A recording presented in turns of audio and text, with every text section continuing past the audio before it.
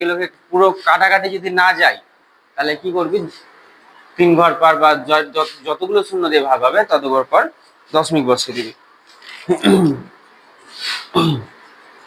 আচ্ছা 8 number, 8 number কি বলেছে, একটা নিরেট সিসার গোলকের ব্যাসের দৈর্ঘ্য বলে দিয়েছে, ওই গোলকটিকে গলিয়ে এত সেমি দৈর্ঘ্যের মানে 3.5 সেমি দৈর্ঘ্যের ব্যাসার্ধের কতগুলো নিরেট গোলক তৈরি করা যাবে।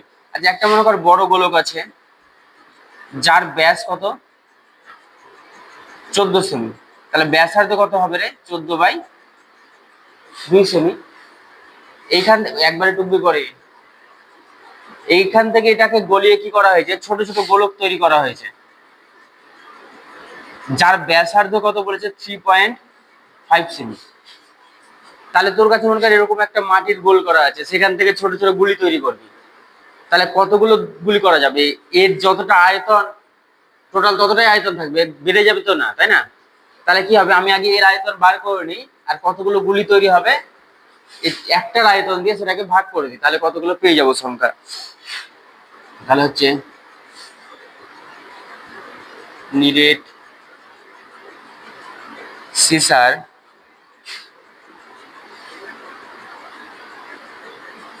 বুঝার পরে টুকবি আগে,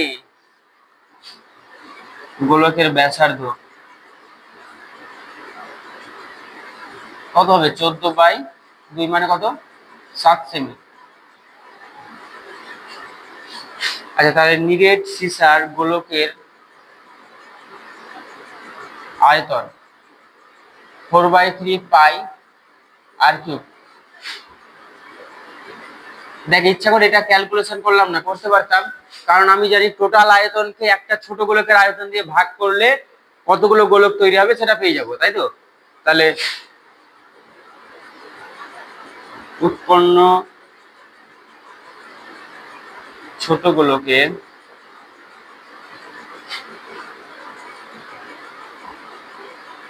ব্যাসার্ধ, উৎপন্ন ছোট গোলকের ব্যাসার্ধ কত বলেছে দেখ 3.5 সেমি বলে দিয়েছে, এত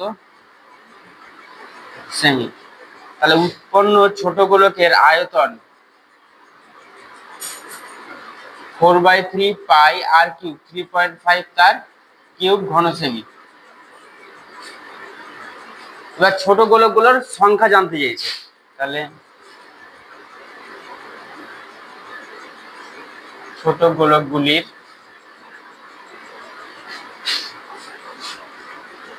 সংখ্যা কি করব, মোট বড় গোলকের যেটা আয়তন ছিল সেটা দিয়ে কি করব, ছোট গোলকগুলোর আয়তন ভাগ করে দেবো। তাহলে 4/3 পাই আর কিউব মানে 7 কিউব আর 4/3 পাই 3.5 তার কিউব, টোটাল রাশি কেটে গেল। আচ্ছা 7 কিউব মানে কয়বার 7 গুণ, আর 3.5 কয়বার গুণ 3 বার। আচ্ছা এখানে দশমিক দশমিক উঠানোর দরকার নাই, 3.5 এর সাথে 2 গুণ করলে কত হয় 7 হয়। তাহলে এইটার জন্য কত পাবো 2, এটার জন্য কত পাবো 2, আবার এটাও 2, তাহলে 2 দুগুণা 4, 4 দুগুণা। 9 নাম্বার বলেছে তিনটা গোলকের ব্যাসার্ধ বলে দিয়েছে যে 3 সেমি 4 সেমি 5 সেমি, তাদেরকে গলিয়ে একটা বড় গোলক তৈরি করা হয়েছে। কি হয়েছে মনে কর ছোট ছোট তিনটা গোলক আছে, এদেরকে গলিয়ে একটা বড় গোলক তৈরি করা হয়েছে, এর ব্যাসার্ধ কত আর, কিন্তু এদের ব্যাসার্ধ জানি প্রত্যেকটা 3 সেমি, এটা কত 4 সেমি আর এটা 5 সেমি, এই তিনটাকে গলিয়ে বড় গোলক তৈরি করা হয়েছে। আচ্ছা এই তিনটার যে আয়তন হবে সেটাই তো ওর আয়তন, তাই না? তাহলে সেটাই যদি ওর আয়তন হয় তাহলে ওর আয়তনের ফর্মুলা ফেলে আর এর মান পেয়ে যাব। তাহলে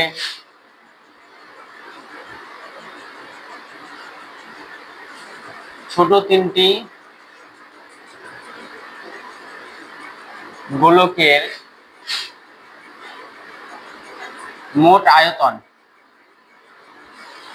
আচ্ছা সবার জন্য কি হতো, একটা ছোট গোলকের আয়তনের ফর্মুলা কি 4/3 পাই আর কিউব, তাহলে সবার জন্য তিনটার জন্যই 4/3 পাই পর্যন্ত এরকম থাকতো, তাই না? যেহেতু একসাথে লিখেছি দেখ ছোট তিনটি গোলকের মোট আয়তন, তাহলে প্রথমটার জন্য 3 কিউব, তারপরেরটার জন্য 4 কিউব, পরেরটা হচ্ছে 5 কিউব। আচ্ছা 3 কিউব মানে কত 27, 64, 125, তাহলে হচ্ছে এটা যোগ করলে 80 হচ্ছে 91, 91 আর 25 যোগ করলে হচ্ছে 116, তাহলে 216। এত কি ঘন। তাহলে ছোট ছোট তিনটা গোলকের মোট আয়তন পেলাম 4/3 পাই ইন্টু 216। এখনো কিছু করিনি, কারণ আমি কি বললাম, ছোট গোলক হোক বড় গোলক হোক সবার জন্য কতটুকু কমন আয়তনে 4/3 পাই। তাহলে আমি কি করব, যে ধরি বড় গোলকের ব্যাসার্ধ কত, ধরি উৎপন্ন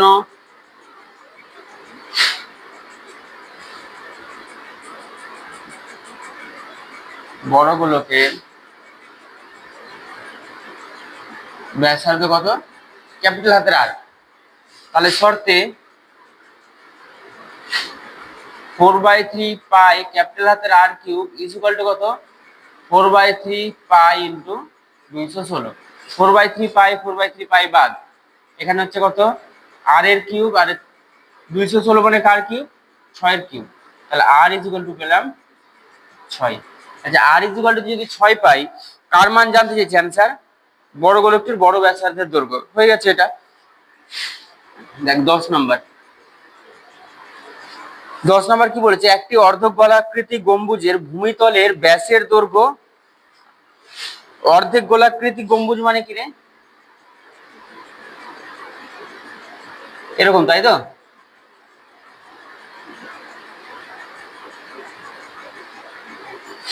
আচ্ছা, ভূমিতলের ব্যাসের দৈর্ঘ্য 42 ডেসিমিটার, তার মানে হচ্ছে ব্যাসার্ধ কত হবে 42/2, মানে হচ্ছে 21 ডেসিমিটার। কি জানতে চাইছে, গম্বুজের উপরিতল রং করতে, উপরিতল বলতে এইটা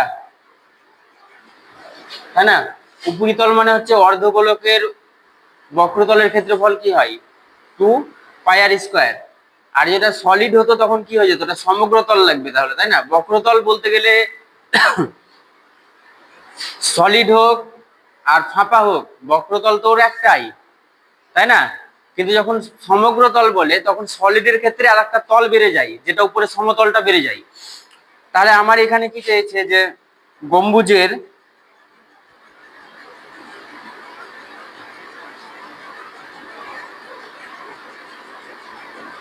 ভূমিতলের ব্যাসার্ধ 42/2 মানে কত 21 ডেসিমিটার। আচ্ছা, গম্বুজের উপরিতলের তাহলে কি হবে, উপরিতলের ক্ষেত্রফল ফর্মুলা কি হবে 2πr², 2 গণিত পাই মানে হচ্ছে 22/7, আর² মানে 21 ইন্টু তার স্কোয়ার, তাহলে 2 ইন্টু 22/7 21 ইন্টু 21, 3 7 21, তাহলে 3 22 গুণ হচ্ছে 44, 44 কে 3 21 হচ্ছে 63 গুণ, তাহলে 3 4 12 হাতে থাকলে 1, 3 4 12 আর 1 13, 4 6 24 হাতে থাকলে কত 2, 4 6 24 আর 2 26, তাহলে 2 7 7 2, তাহলে 2 7 7 2 এত কি বর্গ ডেসিমিটার। আরেকটা জিনিস জানতে চাইছে, কি জানতে চাইছে, প্রতি বর্গ মিটারে 35 টাকা খরচ। কি মিটার, বর্গ মিটার। কিন্তু তোর কি বেরিয়েছে বর্গ ডেসিমিটার। ডেসিমিটার থেকে মিটার করতে গেলে কি করতে হয়, কত দিয়ে, 10 দিয়ে ভাগ। Very good. তাহলে ডেসিমিটার থেকে মিটারে যদি নর্মালি কত দিয়ে ভাগ করব, 10 দিয়ে ভাগ করব। কিন্তু এখানে কি আছে বর্গ ডেসিমিটার, তাহলে কয়বার 10 দিয়ে ভাগ করব, 2 বার, তার মানে 100 দিয়ে ভাগ। তার মানে আমাকে এটা করতে হবে 27.2772 বাই কত 100, এটা কি হয়ে গেল বর্গ। নর্মালি কত দিয়ে ভাগ করা উচিত, 100 দিয়ে, মানে 10 দিয়ে, কিন্তু আমি 100 দিয়ে কেন ভাগ করলাম, কারণ কি ছিল বর্গ ডেসিমিটার ছিল। ঘন ডেসিমিটার হলে কি থাকতাম, তাহলে 100 দিয়ে বদলে কত দিয়ে ভাগ করতাম, 1000 দিয়ে। বুঝা গেল। তাহলে 100 দিয়ে ভাগ মানে 2 ঘর পর শুধু দশমিক, এত বর্গ মিটার। আচ্ছা, 1 বর্গ মিটারে খরচ কত টাকা বলেছিল, 35 টাকা। তাহলে মোট খরচ, মোট খরচ তাহলে 27.72 কে কত দিয়ে গুণ করবো? 35। আচ্ছা এখানে গুণ কর, 2772 কে 35 দিয়ে গুণ। 5 গুণ 10 হাতে থাকলো 1, 5 হাতে 35 থাকে 36, হাতে থাকলো কত 3, 5 হাতে 35 3 38, হাতে থাকলো 3, 5 দুগুণা 10 আর 3 হয়ে গেল 13, 3 দুগুণা 6, 3 7 21, হাতে থাকলো 2, 3 7 21 23, হাতে থাকলো আবার 2, 3 দুগুণা 6 আর 2 8, 0 2 0, হাতে থাকলো কত 1 7 9। তাহলে 970.20 টাকা। তাহলে 970.20 বুঝা গেল?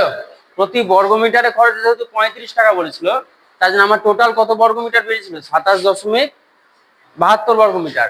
তাহলে যেহেতু আমার 27.72 বর্গমিটার বেরিয়েছিল, তাহলে আমার 1 বর্গমিটারে খরচ 35 টাকা ছিল, তাহলে 27.72 বর্গমিটারের টোটাল খরচ আমি এখানে পেয়ে গেলাম।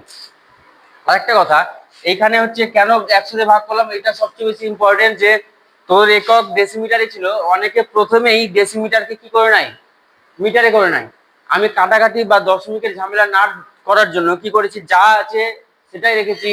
সেখান থেকে ক্যালকুলেশন করে ব্যাসার্ধ বার করে নিয়ে আমি কি করেছি, উপরিতলের ক্ষেত্রফল বার করে নিলাম আগে। যা একক আছে কিছু চেঞ্জ করে নিয়ে যদি অ্যান্সার জানতে চাই, অ্যান্সার একটা পেয়ে গেছি বর্গ ডেসিমিটার, কারণ তোকে একক যদি উল্লেখ না করে যা অ্যান্সার থাকবে সেটাই হবে।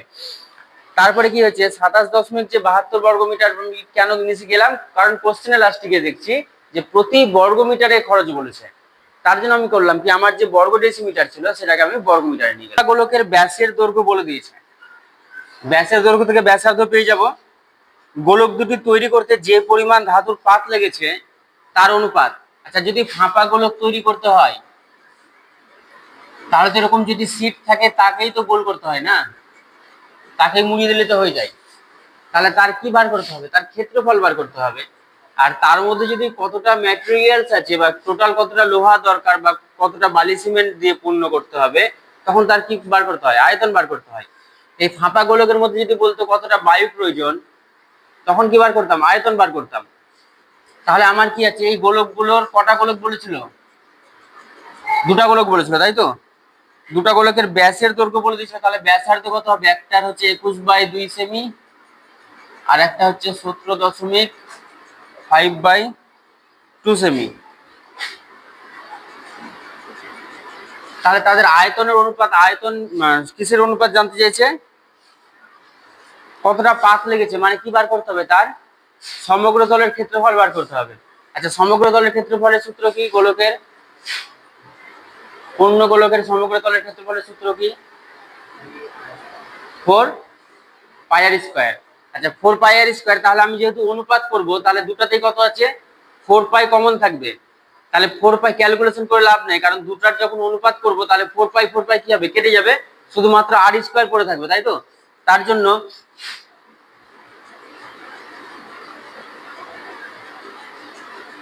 দুটি গোলকের ব্যাসার্ধ যথাক্রমে কত কত সেমি বলেছে, 21/2 সেমি ও 17.5/2 সেমি।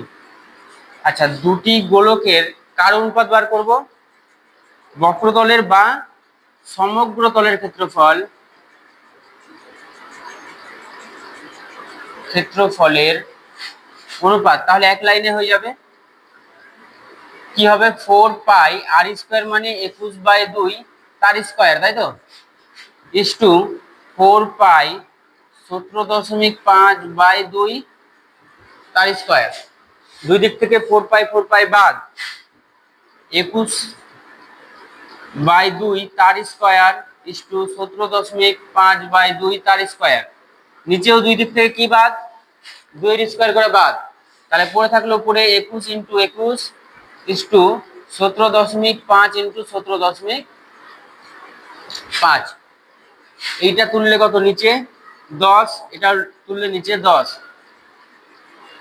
5 দিয়ে 3 × 5 = 15, 5 × 5 = 25/2। আবার হচ্ছে এটাও 35/, আচ্ছা 7 দিয়ে কাটাকাটি করা যাবে, 3 × 7 = 21, 5 × 7 = 35, আবার 3 × 7 = 21, 5 × 7 = 35। তাহলে এখানে কত হলো দেখ, 3 3 9 আর 2 2 তাহলে 4 নং 36:25। বুঝা গেল?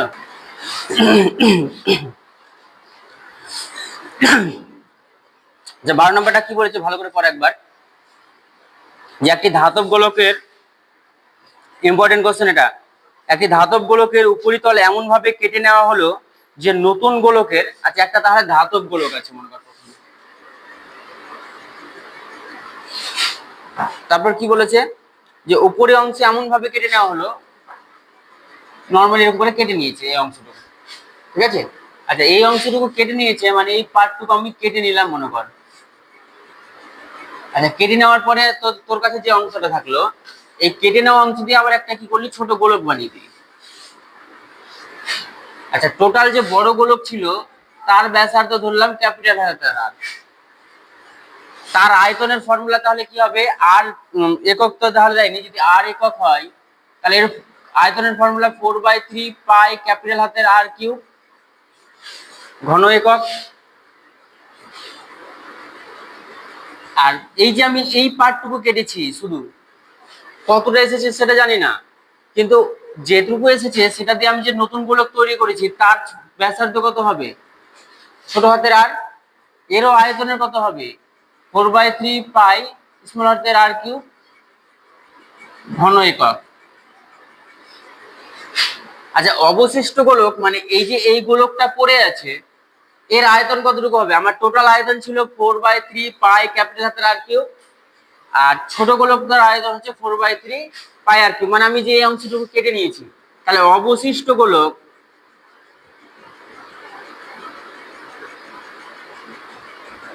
তার আয়তন কত হবে 4/3 পাই আর কিউব থেকে 4/3 পাই আর কিউব বাদ দিয়ে দেবো, তাই তো? এবার প্রথম থেকে কিছু কন্ডিশন বলেছে, এই যে কেটে নেওয়া অবশিষ্ট গোলক এর আয়তন আর মানে এইটুকুর আয়তন আর এই যে নতুন গোলকের আয়তন তার অনুপাত বার করতে বলেছে। কিন্তু তার আগে একটা কন্ডিশন দিয়েছে, এবার আমরা অঙ্কটাতে আসি। অঙ্ক এবার করি ডাইরেক্ট। অঙ্ক কি বলেছে দেখ, যে ধরি তাহলে বড় গোলকের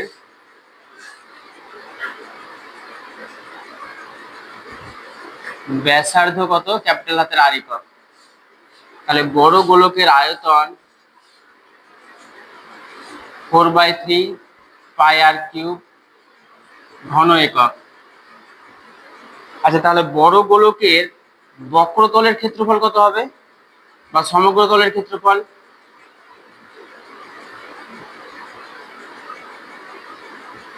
ফোর পাই আর স্কোয়ার বর্গ একক, তাই তো? আচ্ছা উৎপন্ন গোলকের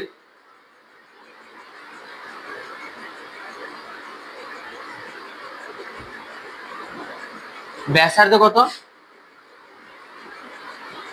স্মল হাতের আর একক, তাহলে উৎপন্ন গোলকের বক্রতলের ক্ষেত্রফল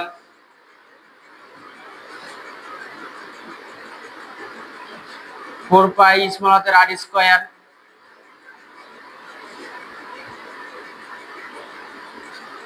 একইভাবে উৎপন্ন ছোট গোলকের আয়তন 4/3 পাই আর কিউব ঘন একক। আমি কি বললাম এখন পর্যন্ত যেগুলো বুঝালাম শুধু সেটাই কথাতে লিখলাম, তাই তো? এবার একটা কন্ডিশন বলেছে, কি বলেছে, যে এমন ভাবে কেটে নেওয়া হলো যে নতুন গোলকের বক্রতলের ক্ষেত্রফল আগের গোলকের ঠিক অর্ধেক হয়। নতুন গোলকের বক্রতলের ক্ষেত্রফল কত, 4 পাই ছোট হাতের আর স্কোয়ার। আগের গোলকের কি হবে, বক্রতলের ক্ষেত্রফলের অর্ধেক, আগের গোলকের বক্রতলের ক্ষেত্রফল 4 পাই ক্যাপিটাল হাতের আর স্কোয়ার, তার কি হবে অর্ধেক। বুঝা গেল? নতুন গোলকের বক্রতলের ক্ষেত্রফল আগের গোলকের বক্রতলের ক্ষেত্রফলের কি হবে অর্ধেক। দুদিক থেকে 4 পাই বাদ হলো, তাহলে পড়ে থাকলো কোনাকুনি গুণ করলে 2 স্মল হাতের R square is equal to capital হাতের আর স্কোয়ার। দুদিক থেকে বর্গমূল করলে 2 এর তো বর্গমূল হয় না, √2 আর ইজ ইকুয়াল টু ক্যাপিটাল হাতের আর, এরকম থাকলো। কার মান প্রয়োজন হবে না হবে সেটা সময় বলবে, আপাতত এইটুকু থাকলো। আচ্ছা এখানে আমি লিখে রেখেছিলাম, তাও আমি করবো, আবার দেখাবো, যে কি বলেছিল, কেটে নেওয়া অংশের আয়তনের সঙ্গে অবশিষ্ট নতুন গোলকের আয়তন। কেটে নেওয়া অংশের আয়তনের অনুপাত কত, মানে যেটা আমি উৎপন্ন গোলক বলেছি, তাই তো? তাহলে হচ্ছে উৎপন্ন গোলকের আয়তন লেখাই আছে, তাহলে অবশিষ্ট গোলকের আয়তন আগে লিখে নিই। অবশিষ্ট গোলকের কত লিখেছিলাম এখানে, ওইখানে দেখিয়েছিলাম তাই না? নিচে আবার দেখাচ্ছি এখানে যে 4/3 পাই ক্যাপিটাল হাতের আর কিউব মাইনাস 4/3 পাই স্মল হাতের আর কিউব। এবার দেখ কার মান বসানো যাবে, ক্যাপিটাল হাতের আর ইজ ইকুয়াল টু √2r। তাহলে 4/3 পাই এতটুকু কমন নিয়ে নিলাম, আর কিউব মানে √2r তার কিউব মাইনাস আর কিউব। 4/3 পাই √2 এর কিউব কত হয়, মানে √2 কয়বার গুণ, আচ্ছা দুটো √2 গুণ করলে কত হয় 2, আর একটা √2, বুঝা গেল? তাহলে কত হলো 2√2। তাহলে 2√2 আর কিউব মাইনাস আর কিউব, এই দুটো থেকে দেখ আবার আর কিউব কমন আসবে, 4/3 পাই আর কিউব, এখানে 2√2 মাইনাস। এবার কার অনুপাত জানতে চাইছে, নতুন গোলকের আয়তন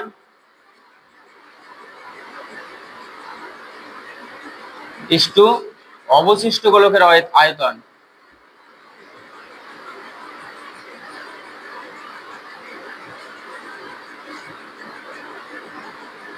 আচ্ছা নতুন গোলকের আয়তন কত, নতুন গোলকের আয়তন হচ্ছে 4/3 পাই স্মল হাতের আর কিউব। অবশিষ্ট গোলকের আয়তন কত, 4/3 পাই স্মল হাতের আর কিউব, তার সাথে হচ্ছে 2√2 মাইনাস 1, টোটালটাই বাদ, তাহলে 1:2 2√2 মাইনাস 1, কতটুকু করে বাদ গেছে 4/3 পাই আর কিউব করে।